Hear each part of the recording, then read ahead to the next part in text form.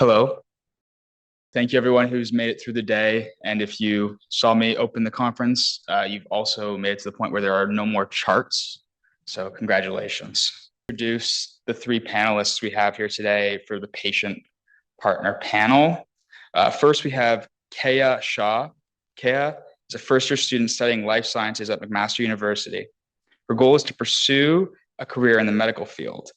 Over the past few years, she has been going to the chronic pain clinic at SickKids to manage her irritable bowel syndrome. Over time, with support from the chronic pain clinic at SickKids, she's learned to manage her pain and her symptoms improved. She hopes to share her story and empower others facing similar challenges. Following, we have Reagan Lackner. Reagan is a Toronto Argonauts stunt team cheerleader and a member of the Canadian Premier Cheer. Over the last few years, she has also worked as a certified cheer coach, helping younger athletes discover their full potential and work towards reaching their goals. She is currently pursuing a career in athletic therapy due to her passion for fitness and injury prevention in relation to pain management. Last year, she was a member of the Accessible Committee for the Passport Games, helping to ensure accessibility for all participants. As well, she was a guest speaker for the Durham Region Accessibility staff, spreading awareness for invisible illnesses such as chronic widespread pain. Her own journey has affected all areas of her life and is important to her to advocate for invisible disabilities. As a young teen, it was not always easy to feel heard.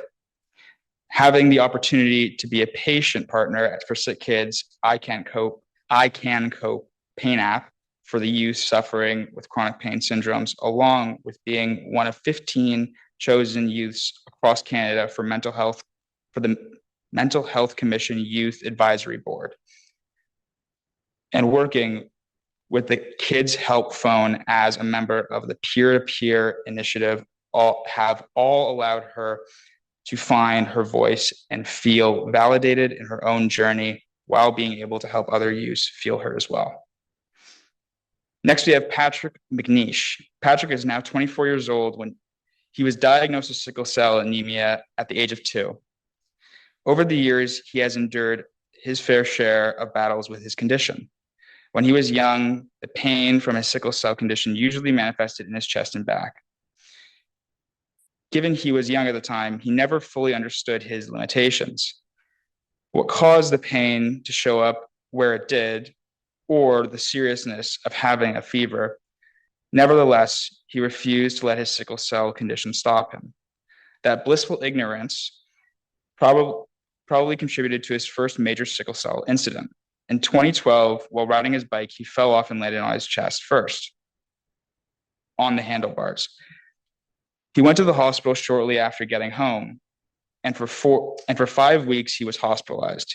He endured and fought against his sickle cell condition and its associated problems. Overcoming the challenges that were his ordeal, he began taking medication for sickle cell anemia and learning more about it. So I'm going to begin by asking each of the patient panelists to share anything else I may have not mentioned today about their pain journeys, specifically regarding the 3 Ps, the physical, psychosocial, and pharmaceutical aspects of what makes a pain journey. So if Reagan, would you like to begin? Hi, everyone. My name is Reagan, and I was a patient with the SickKids Pain Clinic a number of years ago now, but everything still rings true. So I want to talk a little bit on my story and how the 3 Ps kind of factored into that. So this was the start of my journey. I fell ill at 13 years old, kind of at the height of puberty. I was an elite level athlete, competing at a high level of cheerleading. And one practice, I started to have really bad body aches and I couldn't quite figure out what was going on. Tried to tell my coach. Coach said, it's probably growing pains. Let's push through it. Moral of the story, I ended up in the hospital. Was a lot more than growing pains. It was widespread and it kind of just never stopped after that. Nobody could give me a direct diagnosis, explain my pain. I jumped from specialist to specialist, and I actually had a rheumatologist tell me, you don't actually fit into any box. We're not quite sure what to do with you. And that was kind of, a hard thing to hear as a young teen. It impacted many aspects of my life, from work to school, relationships. I missed 110 classes in the first semester of grade 11 just because of doctor's appointments and pain flare-ups. And it was just really frustrating to not have anybody know the answers to this. So I eventually ended up at the Sick Kids Chronic Pain Clinic. Again, we didn't find our root cause, but they were able to address, how are we going to work through this? So I found through the 3 Ps that pharmaceuticals were not the answer for me. It didn't work. I had adverse reactions due to a comorbidity that I was unaware of at the time. I later was diagnosed with Ehlers-Danlos syndrome, which is a connective tissue disorder, if you've never heard of it, which caused mast cell activation syndrome, which meant pharmaceuticals were not a safe option for me.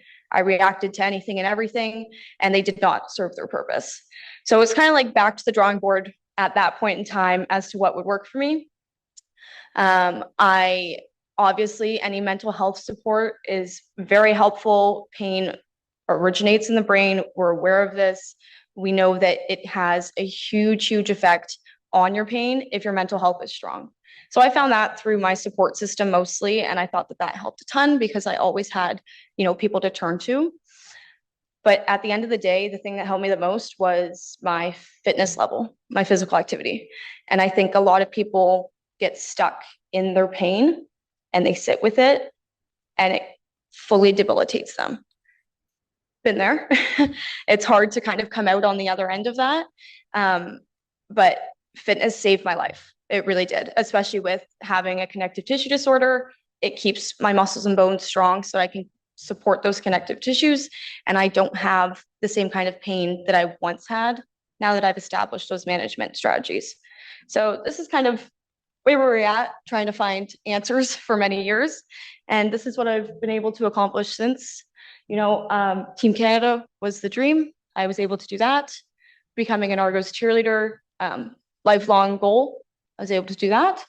My support system, my fiance, and of course, athletic therapy has been a huge, huge stepping stone for me to keep me fit, keep me in the world of sport, and ultimately help prevent any kind of pain flare-ups, keep them at bay. And I think that's been really, really important. Just recognizing that every single person is not going to need all 3 Ps to the same degree.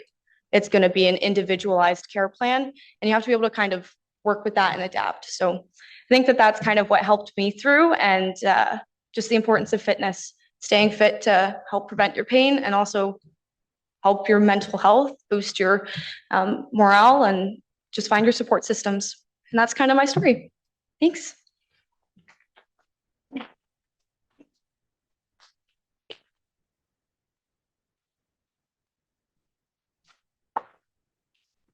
Patrick, would you like to follow?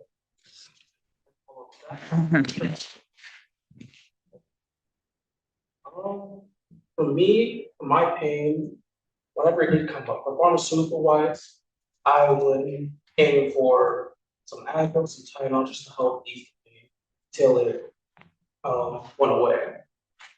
As for physical, hot bath is for me personally what helped me do a lot of it. Really, which just ease the muscles, which just helped me relax myself till. As for psychosocial, I'll be honest, I didn't really have one, but one with friends. One thing that helped me a lot was just taking a moment to take a break from whatever we were doing and just breathe and relax. Yeah, I hate to say. Yeah, sure. Love a good hot bath.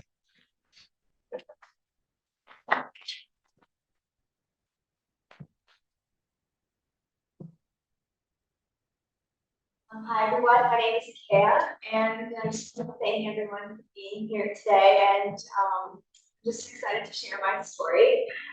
So at the of years, and it started off with just, small stomach aches, and then it got a little bit worse where I was like not sleeping the entire night with my stomach, with pain, bothering my mom and dad because of it. And then constipation occurred, and over time, like the doctor and I got lots of ultrasounds. The only thing my doctor really told me to do, but then I jumped from specialist to specialist, but I ended with a gastroenterologist, and she wasn't really able to figure out exactly what was happening, but we were able to diagnose it with IBS, which is irritable bowel syndrome. And I didn't really know exactly what was happening to me because I was jumping from medication to medication and nothing seemed to really work. But it was a little discouraging because that was only like 16 or about 15 or 16 years old. So it was a little hard on me. But over time, then I started with Sick Kids Chronic Pain team, and we were able to really dive deeper into how to cope with my pain and how to deal with these symptoms. Because, like, I don't know the exact statistics, but a lot of teenage and adolescents have IBS. And it's something that we kind of just categorize. Oh, she has IBS, but there's so many, like, I would say, physical and mental constraints with it. Because some days it's great, sometimes I feel amazing, and sometimes I don't. And that's what really took a toll on me. But with support, I was able to reach out to mental health support systems, and I got better with coping with my pain. And I was able to figure out a way for me to work through my symptoms. And now I'm in a much better place, I can say. I started my first year at university studying science, and I really hope to participate in some research that focuses on gut health or somewhere in the medical field where I can try to contribute that to the community. And I hope to share my journey and my journey with chronic pain to like other teenagers. Because I can say, like, my high school journey was like a little difficult. I'm very much a nerd. I'm a high achieving student, which I'm always wanted to go to school, always wanted to do this, join all the clubs. But it was really difficult with IBS because of appointments, and I wasn't able to do my best. Sometimes I wasn't even able to get out of bed. So it was that control I had on me. But I can say that I overcame it. And I'm sure other teenagers can too. So I really just hope to share my voice, because if you do, then lots of people can practice and be good. And it gets better over time. So that's just my journey that I have to share. Thank you.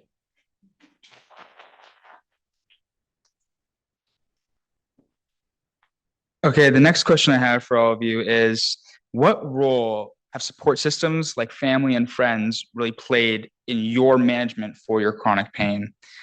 And how have they contributed or perhaps provided new ideas for strategies with managing it? My support system does everything. All those daily tasks that, like, the spoon theory, they save my space. They cook my meals, they'll prep my clothes, they'll help me run laundry, like whatever it might be. They will drive me to and from school. They drove me here today just so I can take a nap in the car because I was having a pain. Like, that is what my support system does for me. I know that not everybody's in that boat, and that's unfortunate, but without them, I couldn't do a single thing up there, not one. So I just think it's important that they take that load off of me so that I can do what I need to do. I can go to school, I can go to work, I can go to cheer, I can chase my dreams, but I don't have to do all the in-between that would take all my spoons up so that I'm unable to participate. And I'm really grateful for them and everything that they've done. So thanks, guys, they're all here. Appreciate you. Thank you. All right, as for me, my support systems that would be my family as well as my friends. How they benefit me the most particular is they have aided me in where I might not help myself. For example, mom will prepare more foods aimed for high iron to help me stay awake, keep my blood count up, and even notice some things that I might notice about myself. Like I kind of run a little hot, so my mom's the first one to notice if I might be having a fever instead of just being really warm blooded. And my friends are the first one to sit me down if I'm sweating up a pool because I'm just exhausted. So that's how they usually help me. They're seeing everything that I'm personally not seeing. For me, my family too. My dad's here today, and he also drove me here. So I just I think my journey kind of like aligns with their journey as well because I think like I always share everything with them, and sometimes it helps let everything kind of out and not contained inside of you, especially with pain.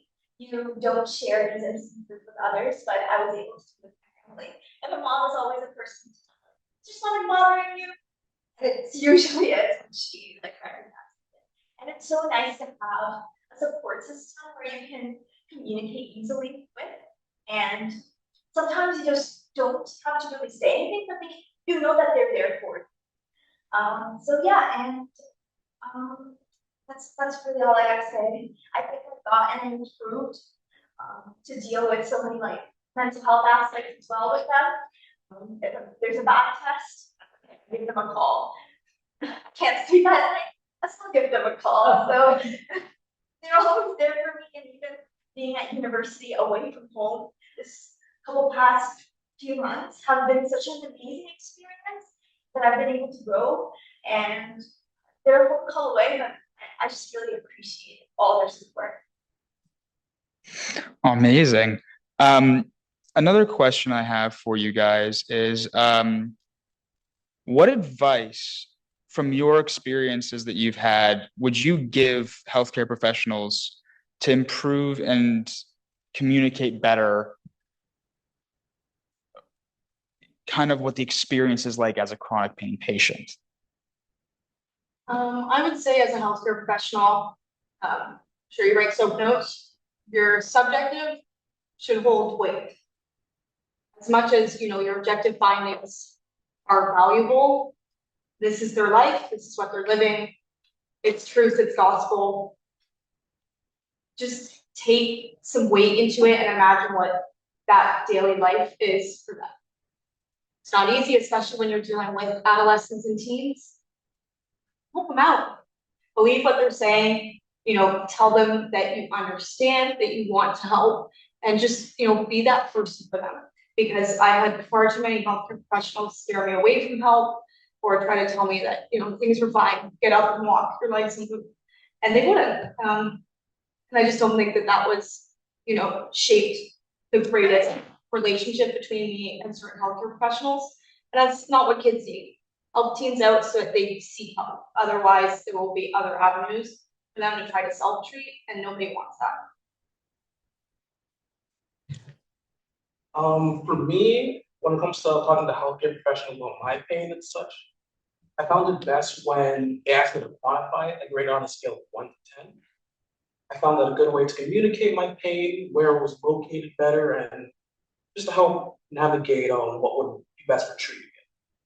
So something like that, I feel like would be a great way to keep up with talking with patients, especially the younger ones.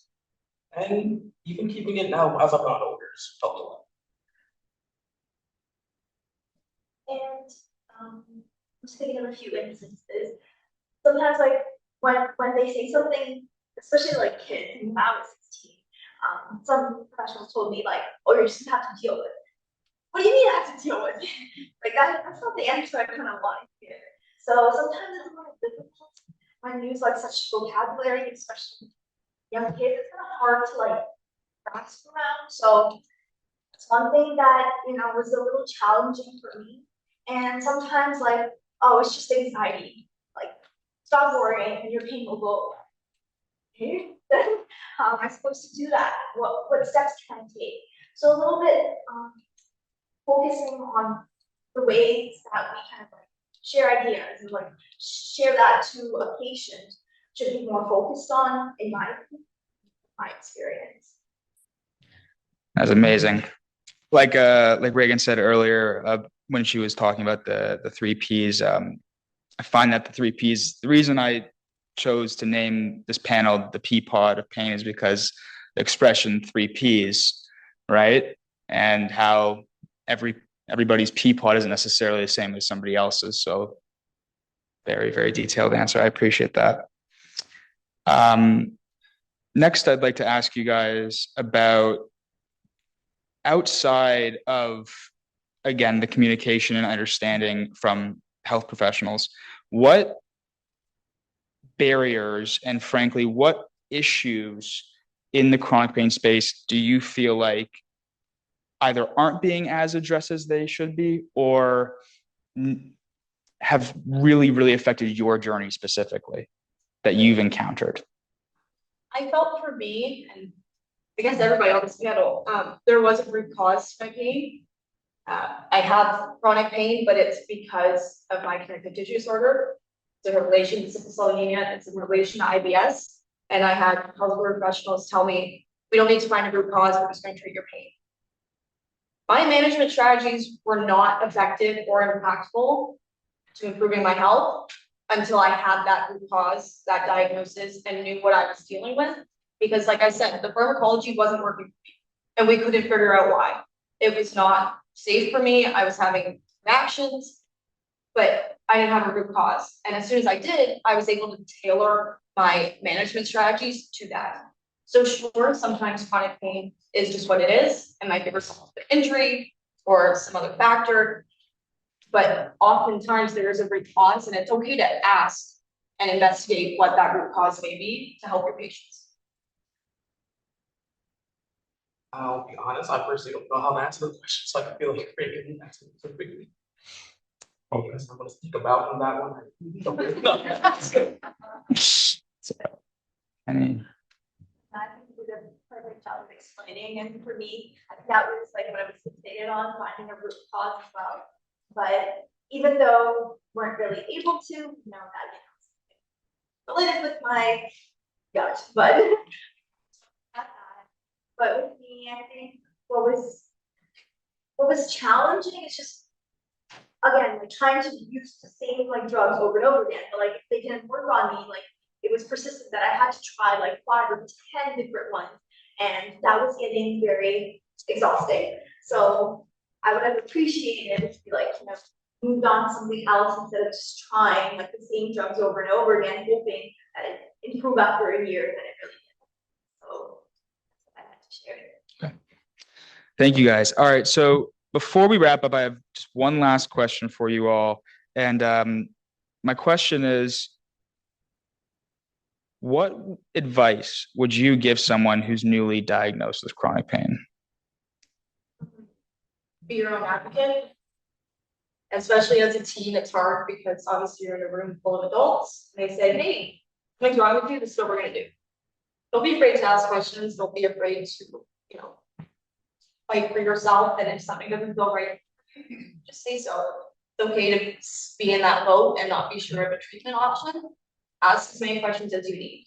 And additionally, don't let the pain consume you. It doesn't need to be everything. It doesn't need to rule your life. It can just be a piece of your life that you manage, which is where we're all at right now. And I think that's something that isn't totally expressed a lot. It's been the biggest piece for me in my journey of pain is just letting it be a piece of my life and not everything.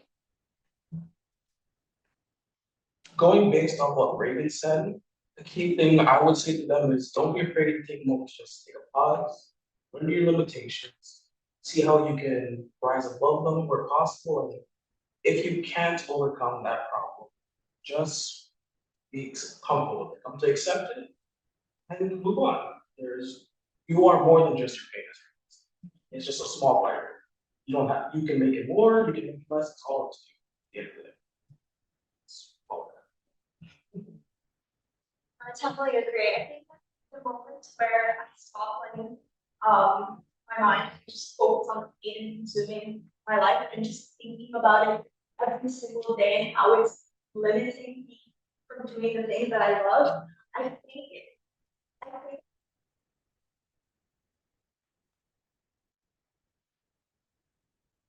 kind of accept it, like stop like kind of pushing it away. Just give it a hug at the end of the day. And always like in the tunnel. It will get better and you will learn ways that I think will work for you. And there are some ways that just don't, but that's okay. So I think that's like the biggest advice I have, especially for like teens who are kind of like who may be newly diagnosed, that you will figure it out eventually. In other words, as we all kind of touched on, there's always a plan B. There's always another door, another option. It might not look the way you think it will, but there's an A, B, a C, D, and E and on. And just open whatever door feels right to you and what comes your way. And that's just what your pain is going to allow, what your condition is going to allow. And I think we're all doing a good job of accepting where we're at. That's a good thing. I'm inclined to agree. Thank you very much.